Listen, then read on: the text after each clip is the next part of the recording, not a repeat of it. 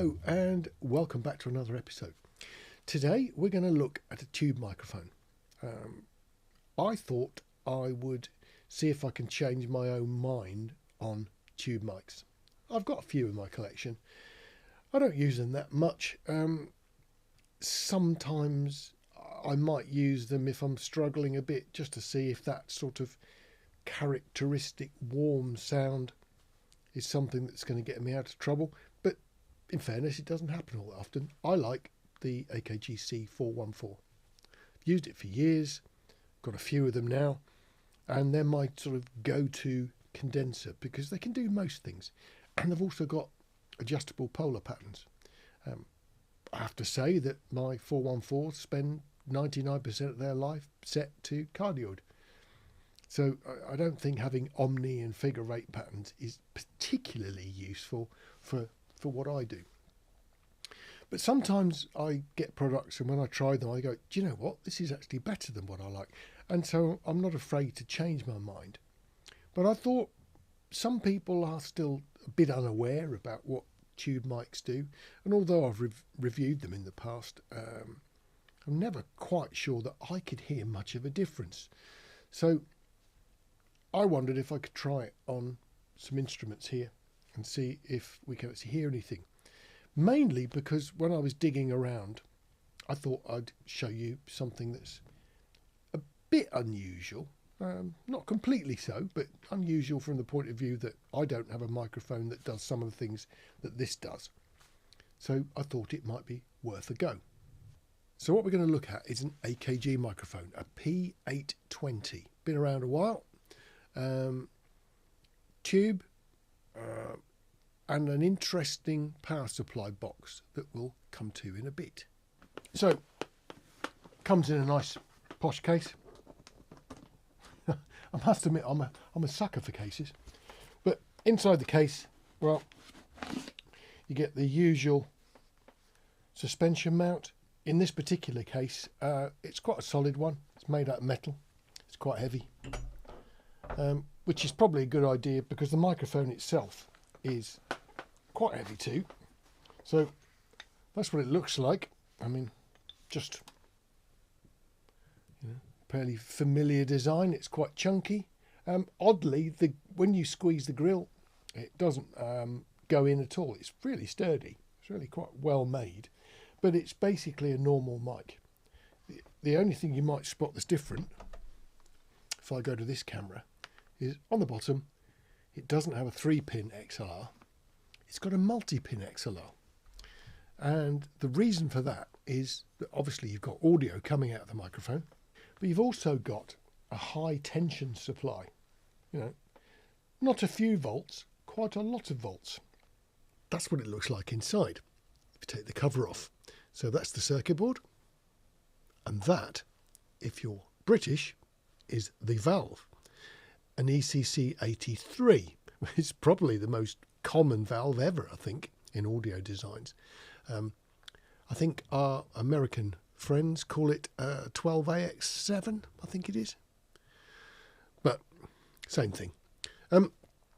That's what's inside. And to stop it falling out, there's like a little sort of soft plastic clamp that sort of sits at the top and stops the thing falling out.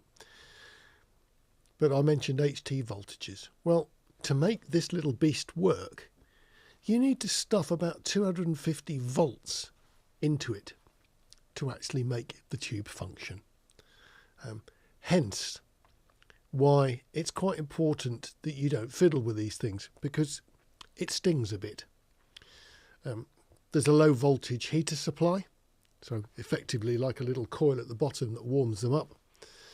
So the power supply has to supply a low voltage to make the tube light up, warm it up inside, and then it needs an HT supply, high tension, stuffed on the top. So yeah, probably the thing to not fiddle about with too much when you've got liquids about. I've never used one outside where it's damp or wet. Probably don't want to either.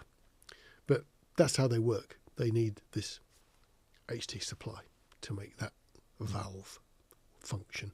And of course, it also means that doing what I do quite often, dropping the damn things on the floor, is a recipe for disaster. Because if you drop one of these on the floor, you are going to break it. It's as simple as that. It may well be made out of nice, solid, tough metal, and it weighs a lot. But inside is a very delicate piece of glass, and it doesn't like being dropped on a floor. The HT supply comes from this, a power supply that is unique to this particular microphone.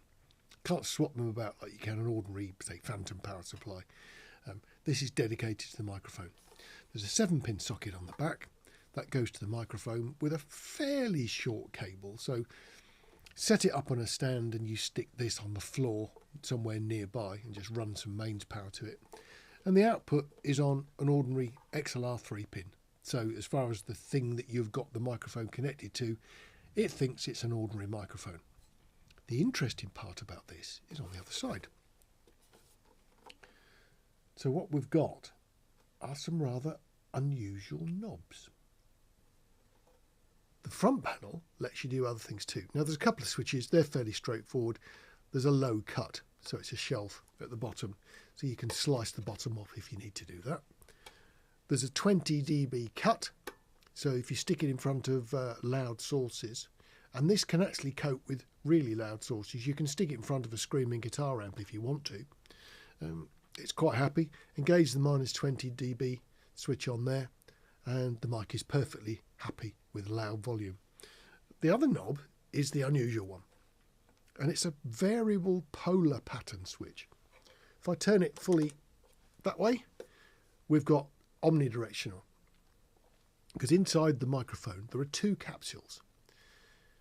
So the 2 capsules, one faces one way, one faces the other way, and by some clever switching you can actually use both of them, which will give you an omnidirectional pattern, or you can use them in a slightly different configuration where they sort of work against each other, where the front and the back are active, but there is reduction in the side, so you get your figure of 8 pattern, similar to what you get coming out of a ribbon mic, for example. So front and back identical in terms of level, but quite a significant reduction at the side. And as you go around to the very far position, ordinary cardioid. But they're not 3 positions. There are others in between. So between cardioid and figure 8, there's 4. So set in here cardioid, a bit figure 8, a bit more figure 8, a bit more figure 8, and totally figure 8. And on the other end of the spectrum, we've got omni. So completely 360-degree coverage, and with the same settings, you can bring that through to cardioid. So it gives you 1, 2, 3, 4, 5, 6, 7, 8, 9 different variations of polar pattern. Now here in the studio, I've actually got people upstairs who have got hardwood floors, and they've just invested in some office chairs, and they seem to slide about on them quite a lot. So when they're busy, I hear lots of noises in the background, because this is a video studio and it wasn't really designed to be soundproof or anything like that. And there's nothing much between me and upstairs. So I do hear quite a lot of noise. It doesn't really cause me a problem. But I wondered if we could also use this little demo to see if the different polar patterns pick up noises better. So that'll be an interesting one. The 414s have also got switchable polar patterns, so we can do side-by-side comparison. But it's going to be quite interesting to see if the tube mic has got a different character you can identify, and also whether you can identify perhaps the noises in the background. So I don't know what the result is going to be, so I figured let's give it a go. Okay, I'll set them up. The AKG is about 3 times as heavy as my 414. I had to strangle the mic stand to actually keep the thing upright, so it's very heavy. That's probably something worth thinking about if you intend to use them on a boom stand. You've really got to have a good clamp to make the thing stay where it's put. Anyway, ignore that. We're on the SM7B now, so let's start off by switching to the AKG 414, my favourite. Let's see if that's actually changed after this experiment. So we're on the 414, and the 414 is set to cardioid. So we should have pretty much the same sound, I hope, because there's a lot of sort of history in the design of the mic capsules, and they're not that dissimilar. Let's switch across to the 820. So this is the 820 on my voice here in my room, set to cardioid. So if you hear any noises, and you bet your life they'll be quiet now. Don't know. Let me just give you a little bit of silence on both microphones. What have I got in here? There's a fan that's in one of the recorders. There is a fan in a PC that's down here. And there's nothing else in my studio here that's making a noise at the moment. So let's do a little swap of silence between the two.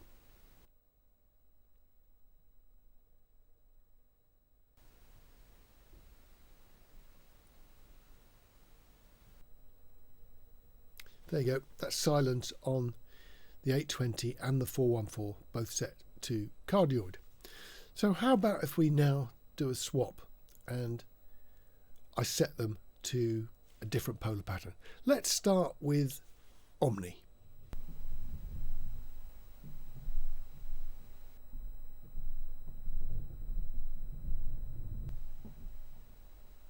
There's quite a lot of noise coming through. Now you're listening to me on the omnidirectional position on the 820. Let's switch across to the 414.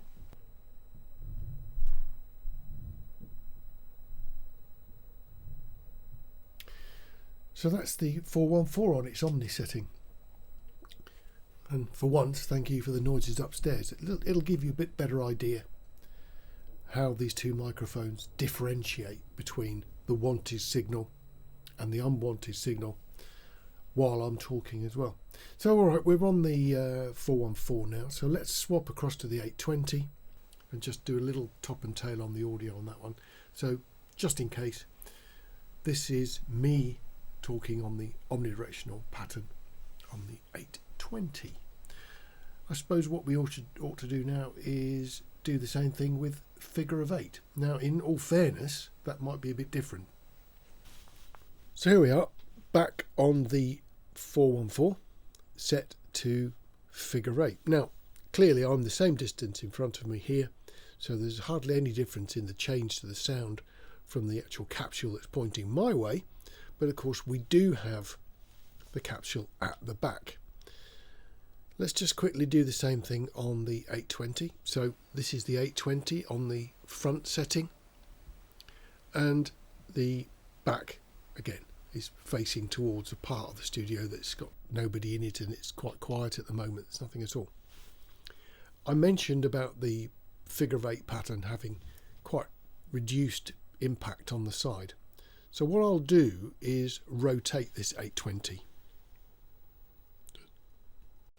So what I've done is I've loosened up the clamp at the bottom, and I'll now spin this round. This is the null on the side, so I'm now speaking into the side of the microphone. If I go back round the back, so I'm now coming round to the back. So there we go. That's the back of the microphone. Sorry for any little noises of me twisting it, but you get the idea. So this is the rear, which is great. Come round to the side. Now we're on the side. Now we keep coming past the side, back to the front, and up it comes. So front to back, exactly the same. And if you want me to do the same thing on the 414, can do. Let me just loosen that off. So this is the 414. If I spin this one round, if I come round here, and I'm now on the side of it. The 414 has actually got a slightly thicker bar at the side, so no doubt that helps with getting rid of some of the pickup on the side. I'll go round to the back just to show you that that's exactly what happens. So this is the back of the microphone, just as good as the front, no difference at all. Let's just spin it all the way back round again. Other differences, well, I mean, this particular 414 gives us 5 patterns. There's a sort of omni, and then on its way to cardioid there's a halfway house. From cardioid through to figure 8 there's a sort of super cardioid on the way that's got a little tiny rear lobe. On the 820 there are more variations between them, and of course you don't have to actually touch the microphone to do it, you just turn the knob on the power supply unit. So that works pretty well, I think. So what do you think? Well, in terms of tone, there is a difference. I'm not sure that on the spoken word that the difference in tone really sort of screams out better or worse or anything. It's just different. Maybe that's to be expected, I guess. But there is one small technical difference. If you listen carefully in those silent periods I left, you'll notice that the self-noise of the tube mic is slightly higher than that of the AKG C414. 414s are very quiet microphones. And I guess that's just typical of a tube design. They're never going to be quite as noise-free as a modern semiconductor product. Just technology, isn't it, and how it's sort of progressed over the years. But I think it's perfectly fine. Certainly there's nothing in the noise figure that would annoy me in any way.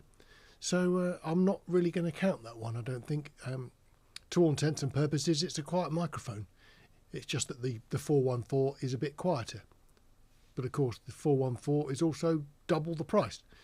So, you know, you get what you pay for, I suppose. But really, I think in this particular case, it's just more an older design using older technology. And that's something you've got to live with. What we need to do is now try it on something that's a bit louder and something that's more difficult to mask the differences, I hope. So let's give it a go with a saxophone.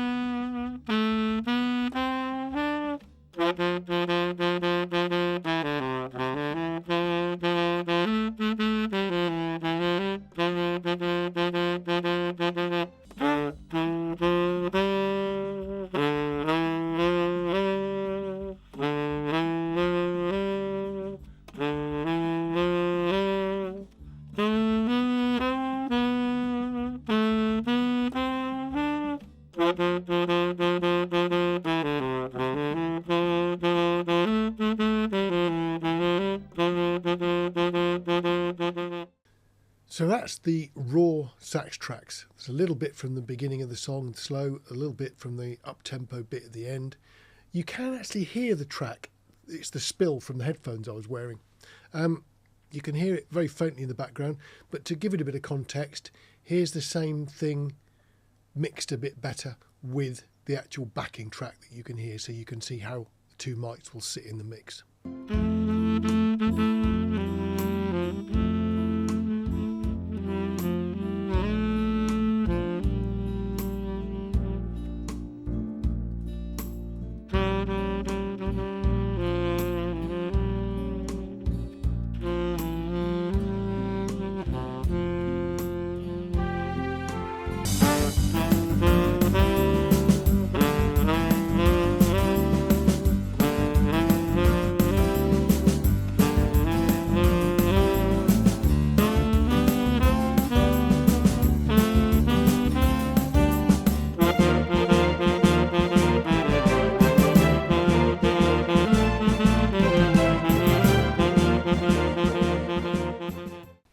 hope that made some sort of sense. What do I think? Well, to be honest, on a voice, I think I still like the 414.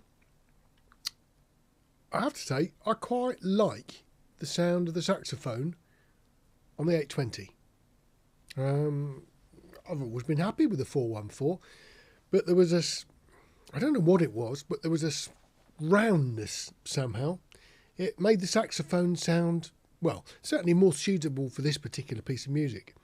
I picked it because it does have the sort of slow melodic-y style section, and then it has a more raucous section. So I thought, well, I'll try both and see if it works. And I'm pleasantly surprised. So I'm not saying it's down to it being a tube mic. It might just be a really nice mic. But it works really well, and I'm quite happy with that. And I think if I was going to do some more sax recording, then I would probably get it out and have a go. So there you go. That's something to think about, isn't it? See you on the next video, when hopefully there'll be some other odds and ends turn up for me to actually let you listen to. Look after yourselves. See you soon.